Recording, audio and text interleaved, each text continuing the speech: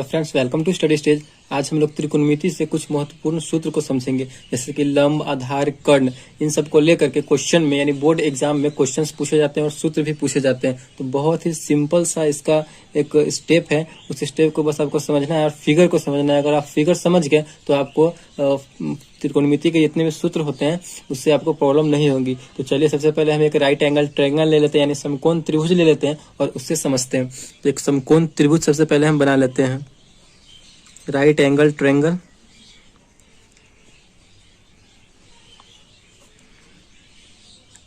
एक समकोण त्रिभुज हमने बना लिया, उसका हम लोग कुछ नाम दे देते हैं, जैसे कि ए, बी और सी। ए और बी, सी हम नाम दे दिए एक समकोण त्रिभुज का।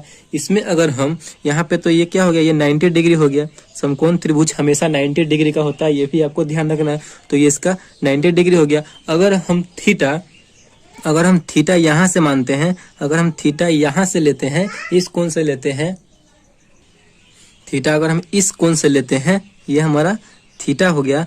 तो आपको ध्यान रखना है कि जहाँ पे हमारा 90 डिग्री का कोण बन रहा है, उसके हमेशा सामने वाला जो होता है वो हमेशा कर्ण होता है। तो ये हमारा कर्ण हो गया, ठीक, जिसे हम H से डिनोट करते हैं, इंग्लिश में H से डिनोट करते हैं और इसे इंग्लिश में हाइपोटेनस बोलते हैं, ठीक।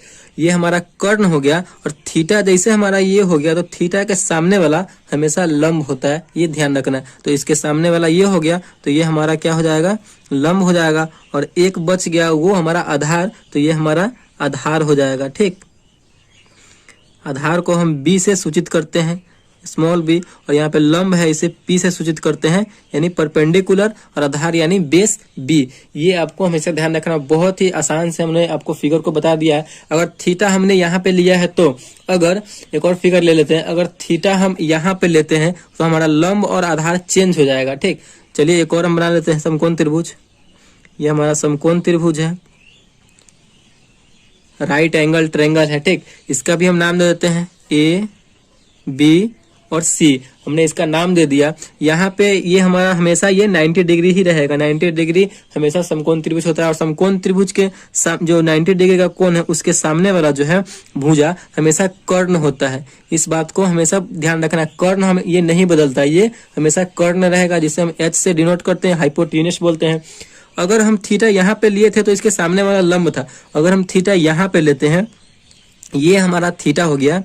थीटा जैसे ये वाला यहाँ पे थीटा लेंगे, तो इसके सामने वाला तो ये आ रहा है, तो इसके सामने वाला हमेशा लंब हो जाएगा, ठीक।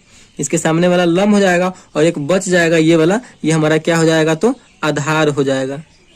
आधार यानी बी हो जाएगा और ये लंब यानी पी हो जाएगा, परपेंडिकुलर। इस फिगर जो है बहुत ही आसान तरीका से हमने आप लोगों को फिगर को समझा दिया है। आई होप आपको ये फिगर बहुत ही अच्छे से समझ में आ गया होगा। थीटा अगर ये वाला होगा तो इसके थीटा के सामने वाला हमेशा लंब हो जाएगा और ये आधार हो जाएगा। और कर्ण तो हमेशा ही यही रहेगा, जहाँ पे 90 डिग्री के सामने वाला हमेशा कर्ण होता है। थीटा अगर ये रहे तो थीटा के सामने वाला लंब और 90 डिग्री जो कोण बन रहा है जहाँ पे, उसके सामने वाला कर्ण, और ये बच जाता है जो आधार हो जाता है। बस ये ध्यान में रखना है। तो लंब, कर्ण, आधार, यही इसका रूल है, यही चलते रहता है। तो चलिए साइन थीटा इक्वल टू क्या होता है लंब, आधार, कर्ण में, उसको हम लोग एक बार देख लेते हैं। तो साइन थीटा इक्वल टू होता है लंब बटे कर्ण, ठीक। आपको 3 फॉर्मूला याद रखना है, उससे हम आपको 6 फॉर्मूला पूरा याद हो जाएगा। त्रिकोणमिति में जो है 6 अनुपात होते हैं, त्रिकोणमितीय अनुपात 6 होते हैं। कौन कौन से? साइन, कॉस, कोसेक, सेक, टैन और कॉट, ये सब होते हैं त्रिकोणमितीय अनुपात। तो साइन थीटा इक्वल टू क्या होता है, लंब बटे कर्ण। साइन का आपको याद रखना है तो कोसेक का ऑलरेडी याद हो जाएगा। इन दोनों का आपस में एक रिलेशन है, इन दोनों का एक आपस में रिलेशन है। साइन थीटा इक्वल टू होता है लंब बटे कर्ण। अगर इंग्लिश में बात करें तो लंब यानी पी, परपेंडिकुलर, और कर्ण यानी एच, हाइपोटेनस, ठीक। इन दोनों का रिलेशन क्या है कि साइन का लंब बटे कर्ण है तो कोसेक का इसका उल्टा हो जाएगा। लंब बटे कर्ण है तो कोसेक थीटा का क्या हो जाएगा, कर्ण बटे लंब हो जाएगा, ठीक। कर्ण बटे लंब कहने का मतलब है H बाई P हो जाएगा। एकदम सिंपल सा है। एक क्वेश्चन हम याद किए, एक फॉर्मूला याद किए, तो दूसरा फॉर्मूला हमें ऑटोमेटिक याद हो गया।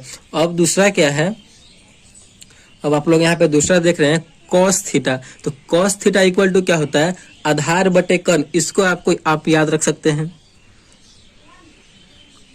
कॉस थीटा इक्वल टू होता है आधार बटे कर्ण। तो आधार जो है, आधार को इंग्लिश में क्या बोलते हैं हम लोग, बेस बोलते हैं, यानी बी, और कर्ण हमारा क्या होता है, एच होता है, हाइपोटेनस। तो इंग्लिश में बी बाई एच हो जाएगा, आधार बटे कर्ण। अगर हम कॉस का याद कर लिए तो हमारा जो सेक है वो ऑटोमेटिक याद हो जाएगा, यानी कॉस जो होता है सेक का उल्टा होता है, या सेक जो होता है वो कॉस का उल्टा होता है। बस यही इसका फंडा है, यही चलते रहता है। तो सेक का क्या हो जाएगा, कर्ण बटे आधार, कॉस का उल्टा हो जाएगा सेक में, कर्ण बटे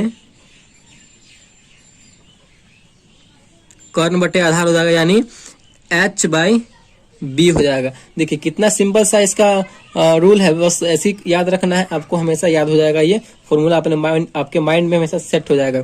अब हमारा 2 फॉर्मूला और बच गया, कौन कौन सा, तो tan theta into cot theta. तो tan थीटा का आपको एक याद रखना है, tan थीटा का क्या होता है, लंब बटे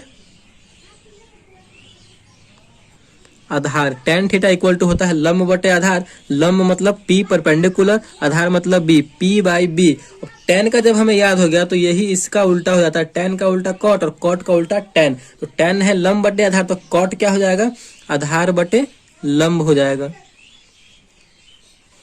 आधार बटे लंब हो जाएगा, यानी आधार मतलब B बेस और लंब P परपेंडिकुलर। बस आपको 3 फॉर्मूले ही याद रखने हैं। इसमें जो है आपको साइन का याद रखना है, तो साइन याद रखिएगा तो कॉसेक याद हो जाएगा, अगर कॉसेक याद रखते हैं तो साइन याद हो जाएगा, अगर आप इसमें कॉस याद रखते हैं तो सेक याद हो जाएगा, अगर सेक याद रखते हैं तो कॉस याद हो जाएगा।